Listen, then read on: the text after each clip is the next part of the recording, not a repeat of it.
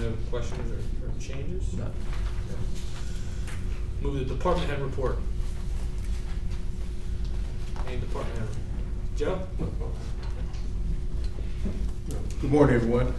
About a few weeks ago, the census contacted me and they wanted to set up one of those canopies out front of the courthouse to try to catch people to fill out their census. Of course, then it got canceled because the U.S. government pulled them back because of COVID-19 started to spike again. They would like to do that again. I already talked to the sheriff about it. And also Cornerstone would like to set up a canopy out there. We work with Cornerstone. We're trying to count the homeless people now. The good news though, Beaver County is about 70%. So we met our 2010 mark. So we're trying to get up to 75, 80% response rate. But we're ahead of the state and we also ahead of the country. I think the country is around 59% and the state is around 66%. So we have the country and the state. But we try to get as many people as possible. So they asked could they set up in front. I called the sheriff and see was it, so it was okay with him. And I'm just coming to ask you guys could they set up in the front. They probably want to do it within the next couple of weeks. It'll be every Monday, Wednesday, and Friday. If it rains, then we probably got to figure something else out because then I would bring them into the courthouse and that'll be another problem because now you have to give everybody masks and everything else. But for right now, they would like to set up out front. Okay, I don't have any issue. Garen, is there any issue with them? As long as they're, I'm sure the sheriff, as long as they're out of the way of the door and for safety measures, evacuations and stuff. I don't Okay. think there's any issue with that. Yeah, I fully support that, Joe, as well. I know, I think the last statistics I saw of the U.S. Report was around 63%, 67, 66, 67 for Pennsylvania. We're at 70. That's pretty good, but the data is kind of spotty. There's some underrepresented communities Right. that it'd be nice to be able to get a little bit stronger, better count. And some of the data that you've shared with me in the past, just by births and deaths, we've lost 6,700 people from January of 2010 to January of 2019. And I'm anxious for the census to be done and truly get a good count so that we don't look like we're at 163,000. I know a lot of people have moved in and out of the county. I don't know what that accurate count is, but I want that to be as accurate as possible because, as you know, this represents funding, federal dollar funding, representation in Congress and all kinds of things that I'd hate to see us underreported or undercounted. So You're absolutely right, Commissioner. As a region, if we lose more people, they're talking about taking another congressional seat from us. So I think Pennsylvania is destined to lose another, go from 18 to 17 regardless, because overall in the state, because of our aging population, I'm sure more people are leaving the state than coming in. But at least for our area, I'd like to make sure we get as strong a count as possible and see what impact the cracker plant and some other things had on our population base here. So, and also they might want to they might need our assistance in making copy of flyers. The problem is that in areas with bad broadband or low income areas, mainly it's in Alacopa and Beaver Falls, they have a problem getting those counts in because of this number of reasons. The school districts run into the same problem, broadband, or you assume that everybody has access to the internet, but if somebody is working a minimum wage job living in Valley Terrace, they can't afford $75 cable bill a month, so they don't have access to the internet. And that's when we had places where they could have went to fill out the census, but what happened was COVID-19 hit. So those places all said no, they closed their doors. So now it put us in a little dilemma. So we're trying to figure out, the census is trying to figure out how to do it, but they might have to end up knocking on someone's door and just trying to get as much information as they can, stay away from them and see what they can do. But that's where we are right now. And also homeless people, you're talking about checking, a lot of police departments now helping us out there. I guess they check in abandoned houses, under bridges, whatever, to see can they find out where homeless people are at. So that's what we got. The second thing I'm going to bring to y'all, it's unofficially, but we did get Broadhead Road on the tip to do the study. We applied for $250,000 to do the study for Broadhead Road. They approved it, they put it on the tip. I called SBC up last week. It's unofficial. The way it was supposed to send us a letter. And if you all don't know, Briarhead Road is really need an upgrade. The road is a victim of its own success. There's a lot of development happening on the back subdivisions there, and it's put a lot of stress on the road. So they're trying to do a study, trying to figure out where they could put turning lanes at, sidewalks. Where Center Grade to Briarhead, they want to put a light there and everything else because of all the development. Just a few days ago, we got a plan in where Beaver Creek Village is at. If you know where those apartments are, Center, they're getting ready to put 51 more homes up there. So all those new subdivisions they're building up. They dumping everybody off on Briarhead Road. And what's happening is now it's just getting too congested and everything else. So PennDOT is looking at that, and they're gonna look at also Briarhead where it meets 18 at. So whenever I get the official letter, I'll bring it back. They still are looking for that match, and there's 4 communities involved: Center, Hopewell, and Alaquippa. Actually, it's 3: Center, Hopewell, and Alaquippa. And they're going to start from the mall, and they're going to go all the way to the Beaver County line with the study. And at one time, they thought about trying to put another lane in, but that would cost so much money because everybody built right up to the road. And the same thing is happening in Hopewell towards Moon, because where that nursery is at, they're talking about putting a big subdivision up there. And of course, Moon is putting a lot of big subdivisions right on Briarhead Road. So it's good that development has happened, but the road was never designed to take that type of traffic. And if 376 was to shut down, everyone would be dumped on Briarhead Road to get to the airport, and that could be a problem. But I just wanted to update you all on that also. Good news is nobody's gone to the airport, so. Thanks, Joe. Any other department head report? Hearing none. Solicitor's report. Before jumping into the resolutions, the RFP is going to be going out. I was working with Wayne regarding the Bridgewater Crossing work. We're going to be putting out an RFP to do some landscaping work down there. That's going to be going out here next week. On the resolution list for tomorrow, there are 28 resolutions. A couple of the highlights. Number 9 is for the local youth league to use the Beaver County fields for fall baseball.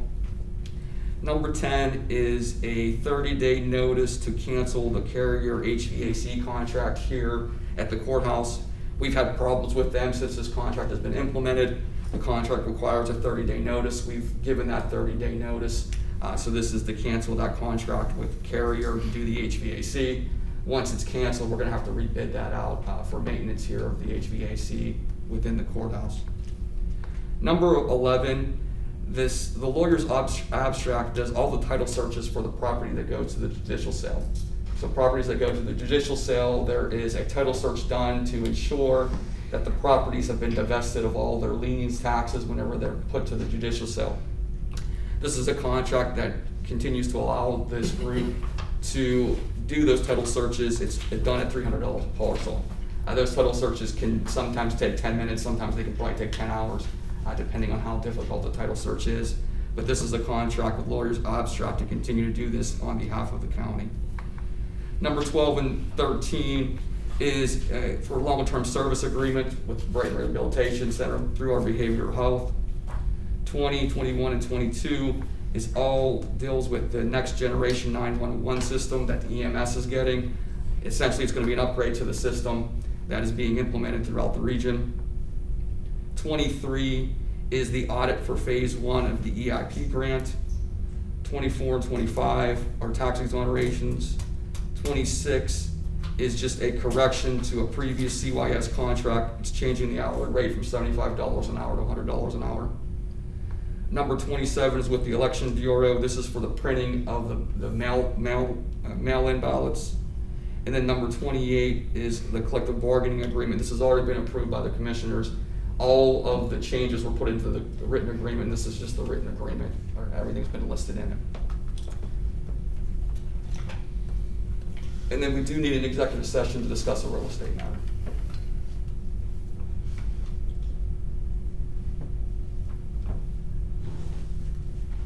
Any questions from the law department? All right. Move to the commissioner's report. Commissioner Mann? Yeah, a couple of things. First of all, I want to compliment your guys on the sign they put out in front of the building there in Folsom. That was a nice job, and a nice visual there. There's some good work that you guys were doing, and also, you weren't here last week, but at Bridgewater Landing, I was complimenting the grass cutting and that kind of stuff, but anxious to understand when the RFP was gonna go out to do the rest of the landscaping there. I've been checking on the trash cans were empty.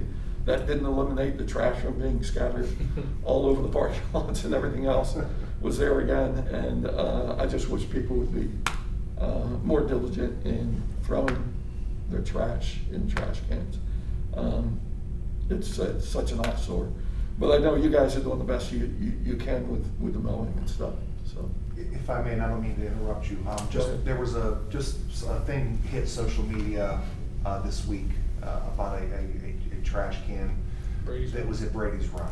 I normally don't respond to things, but I just wanted to clarify, and I didn't get into the specifics on social media, I won't do that, but just want to let you folks know that can was not placed there by our crew. Okay, someone took that can from another location and put it there. My guys didn't know that can was there. So it was brought to my attention. I talked to him. I also addressed, I told him, obviously the parks are being used a lot more because of the COVID pandemic. Clear. There's nothing else for people to do, so they're turning to recreation. I asked them to please be more mindful of trash, and also, if you see trash when you're out mowing, take the time, get off the machine, pick it up instead of. So hopefully that won't happen again. Yeah, well, thanks for letting me know that. I've been staying off social media, so I missed that one. But I just wish people would be more respectful of our parks and not throw trash and litter. I don't know what's so hard about doing that, or carrying a bag and taking your trash out with you. But I appreciate the effort you guys are doing. I do have a question. We talked about the bags and blessings, and the money that's raised is going to be towards trees to reforest Brady's Run. Have you gotten into the details of who's going to plant that, whether it'll be a cost of planting those trees? You and Tim, I know Tim's not here. I've spoke with Robin and Dave a little bit, okay. and they came to me and asked about a cost, and of course it's up to you guys, but it's going to be very, very minimal. Okay. For something like that, I mean, I would recommend if you guys. Yeah, well, we haven't discussed it, so I'm just bringing it up. I'm sure it depends on how much they raise and how many trees that actually translates to where they're going to be planted. But I just wasn't sure how much conversation. Yeah, they were unsure of how many exactly the number of trees, but it's not. We have the equipment. It's not like we're going out there digging the holes by hand. I mean, we have the equipment. We just pull up with a skid steer with an auger on it. We're done. Okay. So it's very, very minimal. Okay. Good. All right. That's it for that. Just a couple other comments. One, I wasn't here when the fire alarm went off, but I have. Were you going to talk about that? I'll let you. Well, yeah, I know we were going If to. you want. No, go ahead. No, just so in reviewing that plan, now I've been here 8 months, and I wasn't aware of some of the details in that plan, like muster points and stuff. And I would really like to undertake with the safety committee a thorough review of the purpose of that, the plan, and the drills as you recommend to do that. I mean, I understand COVID and everything else, but the fact that we have new employees starting here and nobody really understands So the process. Sid, when they go through onboarding, they review that, correct? I believe they do that, Yeah. So Sid is going to reach out to all the employees, all the department officials, just to make sure that they update their employees on those protocols that are listed on the internet. But we did discuss yesterday, briefly we discussed yesterday, that due to COVID, we're not sure if the church is going to allow us to congregate at their facility, the meeting point facility. So they're, along with Dana Rodich, is going to, I think, look at potentially just having a meeting place at one of the parks for the time being. It does say weather pending, if the alarm goes off, throw your coat on if it's cold, bring an umbrella if it looks like it's going to rain. I think the biggest concern that we had after that was Tony and our office, not just Tony, Cindy and Nikki, receive calls from people by saying, should we evacuate? Yeah. Well, I think it's common sense if you hear a fire alarm to get out of the building, whether it's a drill, whether it's just a smoke issue, or if it's a real fire. So I think that's something we have to, Well, to give you some background. Sorry, I got distracted by the balloons there. To give you some background, and Treasurer Egley's here when she was commissioner, we fought this for 4 years about getting these plans in place and having people follow them. So it's still an ongoing. But I agree. Well, coming from my background, Yes. with buildings and stuff, and I don't want to get into details here necessarily. Maybe I can talk to Dana and save you and stuff. But for our Moon Township office complex, for instance, we had routine fire drills, but we had floor captains. The idea of evacuation is not just to evacuate; it's to also muster and then take a head count to see who might be left in the building who is unaccounted for. And So I think you need to have a little more comprehensive than let's all go to Yeah. one location. So I think So we need to talk through those one of the details. discussions, whether we go through safety committee or just internally do it and present it to the safety committee, because I'm sure there are some department heads, elected officials, who will stick with their office and Yeah. say, these are your, you're here, well, hey, Joe Smith didn't come to work today, so that's why he's not in the building still. I know the sheriffs have their protocol of what they do when the alarm goes off by directing people and checking bathrooms and stuff. But I agree. Because that's the same thing we had. You logged in, they know who logged in, they Yeah. know who didn't log out, and they want to make sure there wasn't somebody stuck in an office somewhere with a fire raging on. So I think having some kind of a muster point, but also And with- a roll call of who's With here. it being the end of the day, I don't know, Sid, have you guys had any calls yet about fixing time cards, or? I'll have to check with payroll, not that I'm aware 'Cause I of, think- but I know a lot of people just went home. Yeah, they just. Which isn't good either, because then a department head doesn't know whether, if it were a real fire, are they still somewhere in the building? Did they Correct. go home? They're not here. Yeah, So- that's why I think it has to be more than just mustering. There has to be Yeah. somebody muster at a specific location and then report into somebody that's going to be able to understand who should be there and who shouldn't be. So, but we Yeah. can work through those details. And just the last thing, just on voting and voter safety.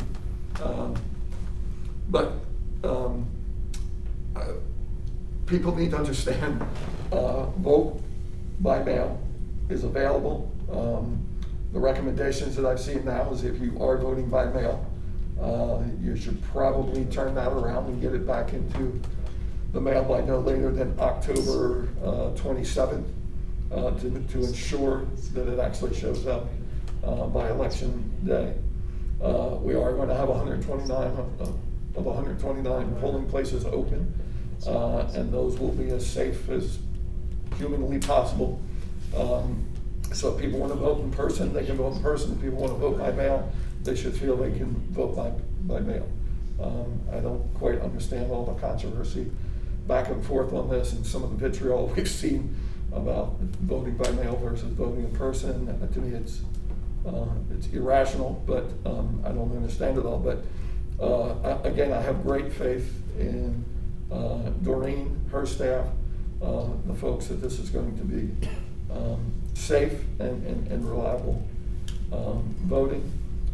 I am imploring again Harrisburg to allow us to pre-canvass.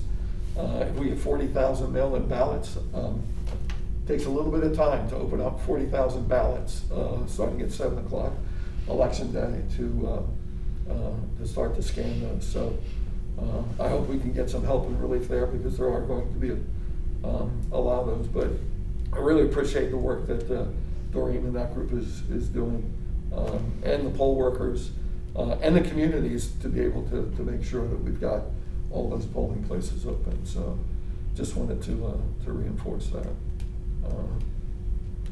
And I think that's it for me. Anything I have, excuse me, is a CARES update. Tony confirmed that there's been 220 applications submitted for nonprofit small businesses. That deadline was last Friday.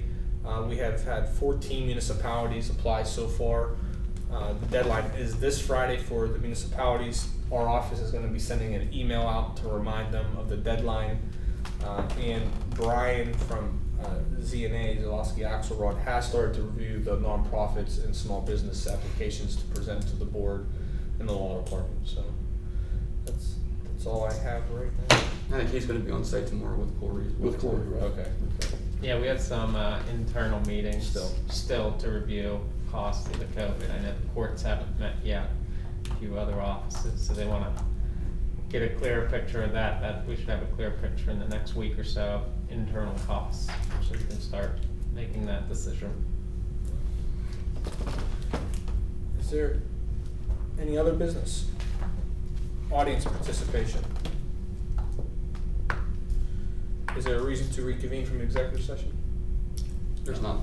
Real estate? You said Mhm. real estate matter? Okay. We'll move into executive session and not reconvene. Thank you.